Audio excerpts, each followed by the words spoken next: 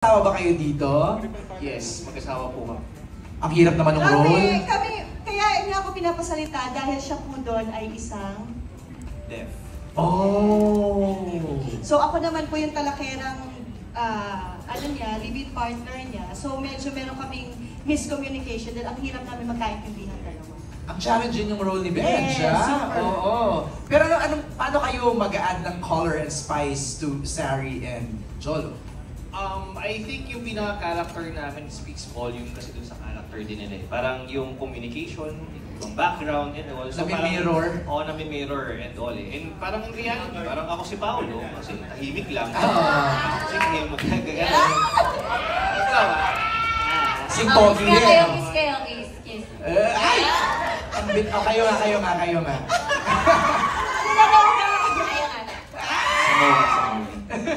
Karina, what's your role here? Yes, ako po dito si Laika, ang pinsan ni Sari. Ikaw yung nag-announce eh, di ba? Oo, na Pahinabin. pahinabin si Ate Sari. Yes, nakakatawa po yung eksenang yun. And dito parang pampasakit siya ng ulo ng ate niya. Opo, parang siya rin yung magbibigay ng konting lalim and dynamic sa mga sinacrifice ni ate and mga pinagdaanan niya in life. Wilma, Aling Nilda. Yes, ako yung taga-kain ng food props dito. Yung role ko, kumain ng mga food props, yan. At saka, si Aling Nilda, meron akong asawa dito na macho dancer. Kami naman, pinapakita namin mag-asawa din dito na kahit anong hirap ng buhay, basta nagmamahalan kami, okay lang. So, kahit macho dancer siya, online seller ako. So, we respect each other. We love each other. That's Bruno, right? That's Bruno, Played yes. by? So, played by Nico. Antonio. Yes, Okay. yes. Ngayon, meron yata siyang gig dyan eh.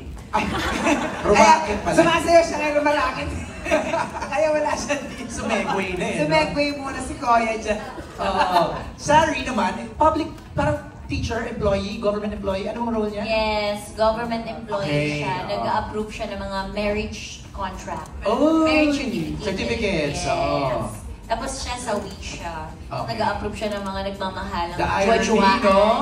Yes, jojoaan, mahal-mahalan, ganyan. So yung mga lumalapit sa yung mga kliyente, Oo, kiss-kiss sila, ganyan. dinidiscourage mo. Oo, talaga. Cute! Galing. Si Jolo naman, ano siya doon? Parang biker, nakita kami.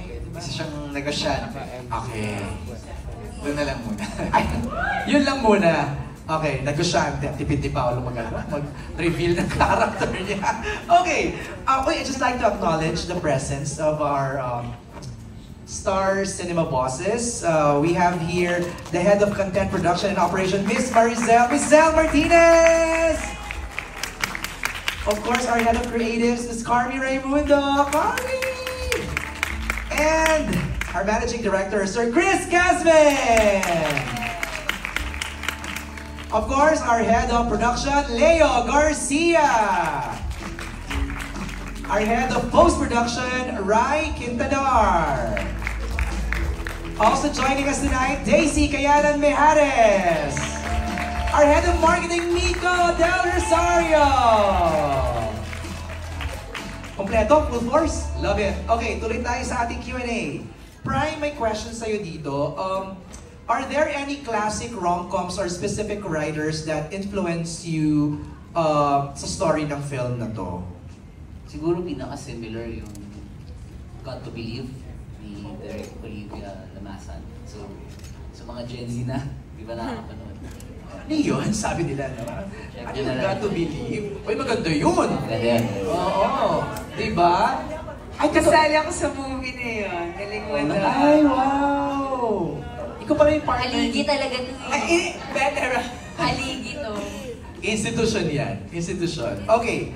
Isabella, may question dito for you from Jeff also. And Patrick, baka you can also add. How do you approach writing a rom-com that feels timeless? Lagi kami nagsisimula kapag nagsusulat sa characters. So kailangan very real, very relatable yung characters. Very now sila. Nasasabihin natin na meron tayong kakilala na makaka-relate doon. Or kahit tayo mismo, makaka-relate tayo sa mga characters. So lagi doon kami nagsisimula kapag nagsusulat na makaka-relate tayo sa pain nila, sa pinagdadaanan nila, at sa magiging takbo ng character nila sa kwento. And the fact that it's a love story, it will always be relevant and timeless. While listening to you lang, parang natutuwa lang ako. Feeling ko Kim and Pao, parang, you know, I always say this, no, pag nag-interview ako, parang movies are like time capsules. Feeling ko parang 10, 20 years from now, makapanood natin to ulit. Alam mo yan, we'll look back at the kilig na binigay ni Kim and Pao for this movie. Di ba? Wait lang, ano ako lang naman. Absorb ko lang naman habang nagkasalita si Patrick. Okay, Glenn. Glenn Sibonga from Showbiz Bongga magtatanong ng next question. Microphone for Glenn, please pa-on. Thank you. Oh, Ayan, Glenn, go ahead. Yes, good afternoon. Ay, congratulations syempre sa My Love Will Make You Disappear. Ayan, ito yung approved question. Ayan, para kay Martin.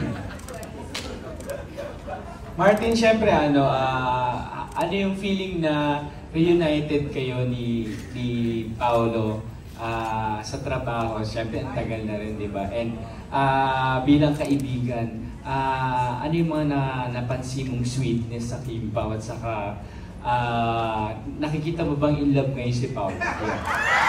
Todo na yun. Sa totoo lang, napakalaking bagay sa akin ito kasi matagal din kami hindi nagkita, nagkatrabaho ni Pao at nakaraang taon pa iniisip ko na sana magkaroon ng pagkakataon naman na masuportahan ko naman yung aking kaibigan sa pelikula. Maraming salamat sa mga boss naging totoo, di ba? Kay Direk, napagbigyan ako ng pagkakataon na mapasama rito. At kasi si Paolo talagang tahimik yan eh, pero medyo teenager pa kami, alam ko pag may type siyang babae. Alam ko sa mata niya, sa tingin niya, sa galaw niya pag nakakatabi niya yung babae. Pero hindi kita ibubuko, huwag ka mag-alala. Sa set naman, nag-i-enjoy kami kasi si Ate Wilma, siya yung tagapantay.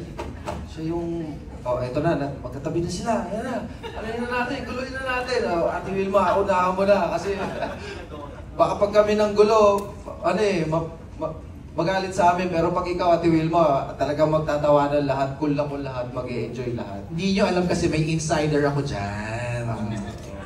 Usap na kami ni Wilma dyan eh. Pero isa lang ang masasabi ko, kahit kami mga cast dito, para sa amin, totoo yung nangyayari. Napaka-natural, hindi pinipilit, at yun yung importanteng bagay at mas magugustuhan natin at natural yung kilig. Yun yung importante sa lahat. Thank you, Glenn. Thank you, Glenn. Salamat. Maganda yung next question from Cinema Bravo. Idugtong ko na, no? For Mix. Mix, ang tanong niya is, what were the fun behind-the-scenes moments with your co-stars na pwede mong ispluk sa amin? Siguro, yung dynamics talaga namin, kahit na I think most of us parang first time na magka-work together, correct? Pero yung relasyon namin talaga, may kita nyo on-screen na parang, ang tagal na magkasama.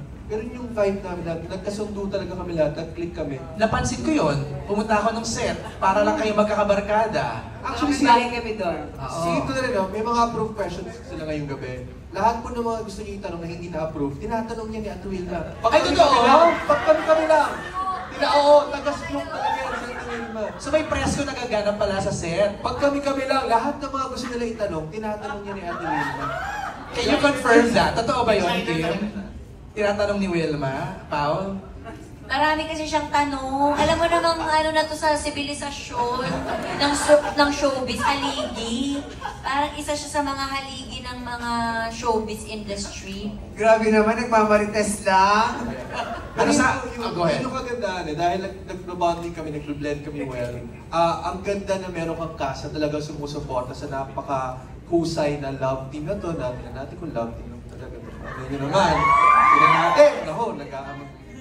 Maganda yung vibe eh. Ang ganda ng vibe ng cast. Sabi mo nga sa akin, Wilma, di ba? Spluk. Di ba sa promo, spluk kung spluk, di ba? Ay, kaya nga sinabihan ako ngayon eh. Huwag kang maghasalita. Sa lahat po sa akin, Pumapasok pa lang ako ng gate ng ABS-CBN. Talaga sabi, yung sa trailer lang ha, huwag kang magsasalita. Magsalita ka! Oh, yes! Magsalita yun eh. Sino gusto magsalita si Wilma?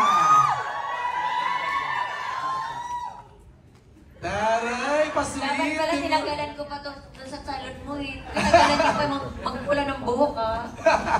Okay, thank you, Mix, for answering that. Karina, ang next question ni Cinema Bravo is, do you see yourself portraying a leading lady then in a rom-com movie in the future?